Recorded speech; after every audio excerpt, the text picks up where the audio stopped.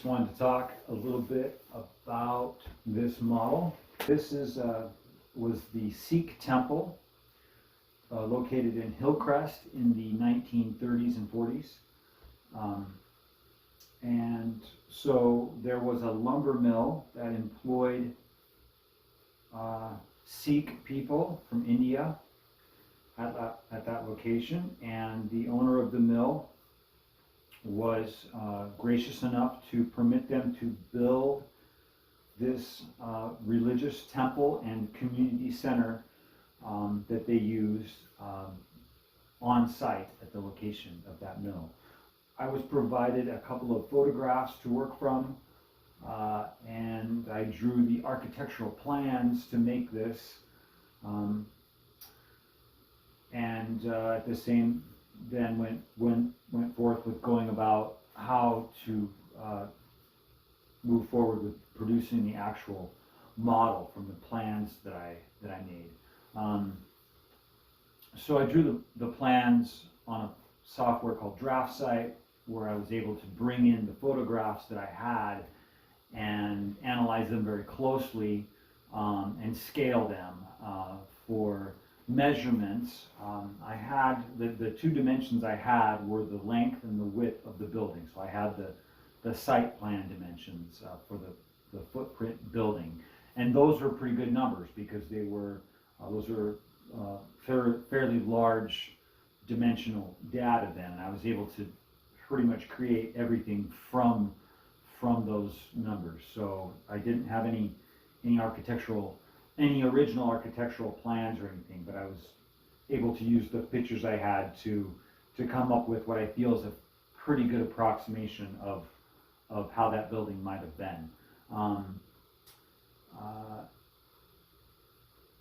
The walls of the structure I designed on the computer and then 3D printed an internal structure for each of the walls made from what they call PLA, polylactic acid, commonly used in 3D printing for filament 3D printers.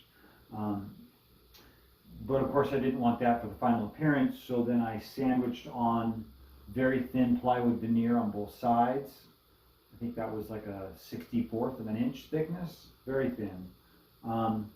And then on the surface of that material, I applied what you see, which is, this is done in O scale, 1:48. And the material for the boards is basswood. It's very thin, maybe only a few sixteenths. Every piece is routed on the top edge and the bottom edge to produce a clapboard type siding. So the piece below fits underneath the edge of the piece above it. So the model is actually made that way, so that those are actually all individual boards. And I feel like that sort of gives a unique appearance to the model that affords quite a bit more realism than if I'd have done it without that. So it's essentially a sandwich construction for the walls then. So it's very strong, it's all held together with Gorilla Glue, and it's very flat. So they were made within sheets of glass and trapped in there. To make the windows for this, I drew all of the parts for the windows on the computer.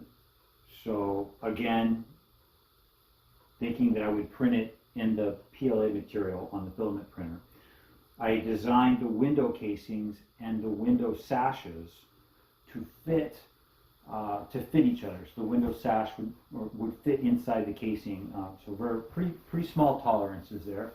And then what we did, and Hattie helped me with this, my wife Hattie, she's very good doing small things, being a veterinary surgeon. So she cut the microscope cover slips, so that what we did was we took the 3D printed sash material and we sandwiched each of the cut cover slips to create a window and the little wooden sash parts. And then those in turn fit inside the window casings. So the window casings span the width of the walls that I had made, but then what you see on the exterior is the wooden trim, which is painted white. And so the effect is that when you see it, you don't think, oh, that's a 3D printed piece of plastic or something. It actually looks like wood. It looks the way a wood model would look. And then 3D printed doors, painted, that sort of thing. Obviously in the picture here you can see some of the final details that we did, such as the flowers. Hattie did a great job on those flags. I did the one on top, and I did all of these boards. The wooden parts that are with the kind of more of the silvery weathered color is done with a method that I use where I take the basswood. The pieces have to be all cut and finished, and cut to length as well, preferably. And then those are dipped into a very dilute solution of a black tea that I've made fresh up, and there's tannins in the black tea. The tannins are then brought into the wood, and then right away, even when it's wet, it can be dipped into a weak solution of steel wool pad, which has been dissolved in vinegar. So the steel wool vinegar solution follows the addition of the tannins from the black tea solution. After dipping it into the steel wool vinegar solution, it then gets rinsed and can go in dry in the oven at a low temperature, and that produces this silvery color to the wood that you see in the model. And that's done both with all the walkways around the model, the walls, and the roof material also. This roof material was made by taking thin strips of basswood, mounting them in the vise, and then taking a small cabinet maker's plane and planing off strips of the material. I then treated those strips the same way that I did all of the other wood with that steel wool vinegar solution method I spoke of, and dried the material. But then I made sheets of this material in long, thin strips. I glued them to a thin piece of craft paper with a special glue, and then cut that material on a paper cutter by cutting across the strips. So then that made all of the pieces that I could lay out for the roof such that there would be individual shingles in each row of shingles, okay? And then all I needed to do was just overlap those and glue them down to a substrate, and that became the roof. Of course, there was more to it than that. There's a lot of reinforcement to make the hip.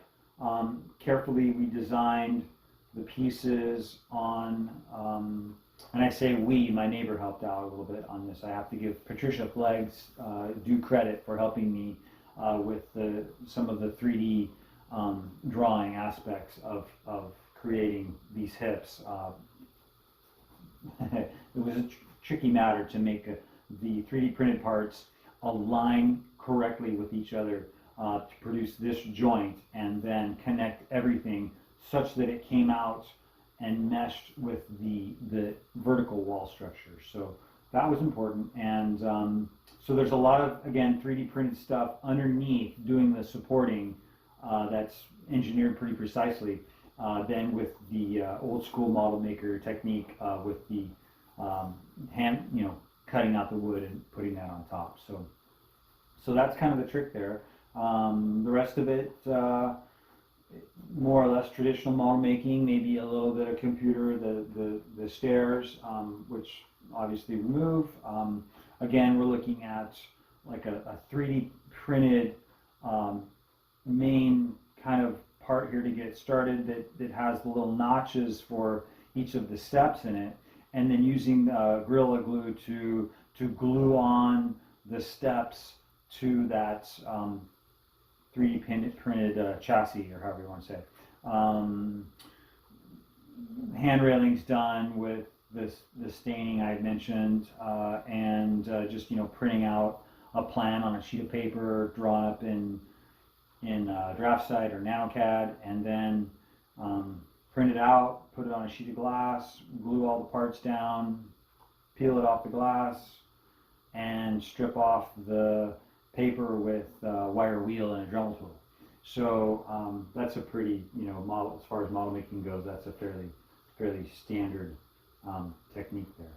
The model's held down to the diorama with 4 neodymium magnets, so that it sort of clicks into place every time you put it down, and it's kind of nice. It lands right on the stone. So the little stones that surround the footings of the building, those are kind of a combination there of some 3D printed stones, which are on the bottom, and then the ones that are in between, those are actually a masonry material. I mix grout, charcoal colored grout, with plaster.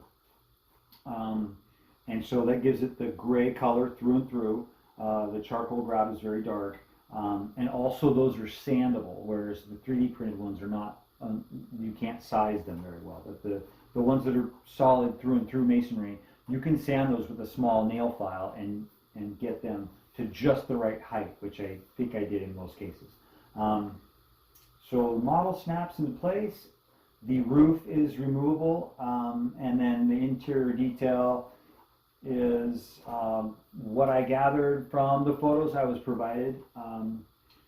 I kind of made it up from what I could see. There was something underneath a drape in the photos. So that's, just going by that, I just tried to kind of come up with a similar appearance there. Then after the model was finished and the walkways were down and everything, I added some other details that were requested. This is kind of a separate project I've been working on, was this sawdust burner. So this is kind of like one of my prototype sawdust burners here that I'm sort of trying to develop a kit that might be something that model railroaders would consider. And so here's a sawdust burner that is very similar to the one located in Drain, Oregon. It's proportionally not quite exactly the same, but it's close. So I kind of have my own system for making that at this point, and that was a feature that we had kind of talked about having on the diorama. So there it is. And I gathered that there originally was a sawdust burner within about 200 feet of the temple, is what I was told, I believe. So, I forgot to mention the little chimney over here, which, again, my neighbor Pat, she did a great job drawing that up on her very nice SolidWorks program that she has, and that was great, because I don't know how to draw all those individual bricks like that, and she just took care of that for me, so that was fantastic. I printed that out on a resin, ultraviolet light sensitive, resin that's sensitive to ultraviolet light type of printer, and did the painting and that sort of thing. And I threw a few of the Coastman trees in the back here, and a few weeds. I did a little case here for it. This is hemlock that Hattie had, and it's a fairly straight grain hemlock, and I just did a little dado around the edge. And we have a nice acrylic cover for this, and so this is complete. I did produce another little video on how I made the flower boxes. Hattie's the flag expert. She did all of this cutting, the tissue paper we had, and that Pat gave us. I cut the top of the flag out, this little ornamental I saw in the photo. I cut that out from a milk crate in the backyard. And what else? Lots of little weeds from horsehair, a few woodland scenics type materials, some of the super trees type stuff. I think some of this material I made myself. Actually, did my own kind of thing, putting that together. Lots of little sticks and details on the bottom. Okay, I think that kind of sums it up.